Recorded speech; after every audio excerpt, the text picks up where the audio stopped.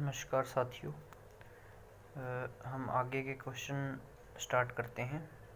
हमारी क्वेश्चन श्रृंखला थी तो उसके आगे क्वेश्चन स्टार्ट करते हैं। तो अपना फर्स्ट क्वेश्चन है, वंशागति के नियमों के अध्ययन को क्या कहते हैं? तो वंशागति के जो नियम हैं उनके अध्ययन को, उनकी स्टडी को अनुवांशिकी कहते हैं, जेनेटिक्स बोला जाता है।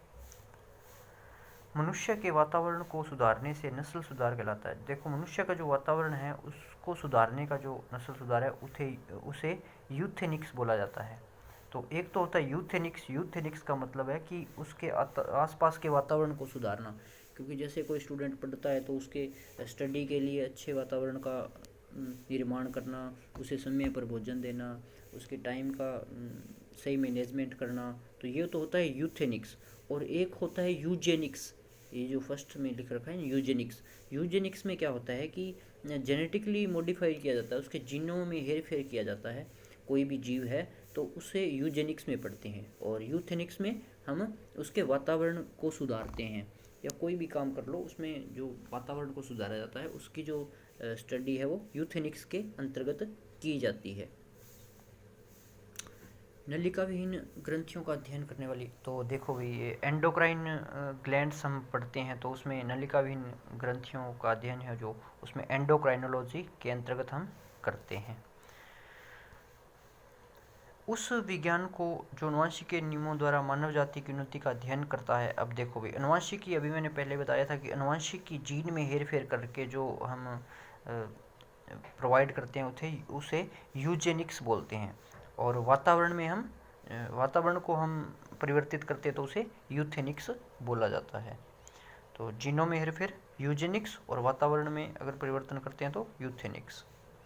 कीटों से संबंधित जीव विज्ञान की शाखा, यह फिर से रिपीट हो गया है, तो कीटों से संबंधित हम क्या बोलते हैं? एंटेमोलॉजी बोलते हैं। मछलियों और उससे संबंधित उद्योगों का अध्ययन किया जाता है, तो मछलियों और उनसे संबंधित जो उद्योग है उनको इक्थियोलॉजी के अंतर्गत रखा जाता है। जंतु विज्ञान की वह शाखा जिसके अंतर्गत जंतु की बाहरी आकृति और बाहरी संरचना का अध्ययन किया जाता है। तो जो बाहर की स्ट्रक्चर होती है जीव की किसी भी, उसको मॉर्फोलॉजी के अंतर्गत हम अध्ययन करते हैं।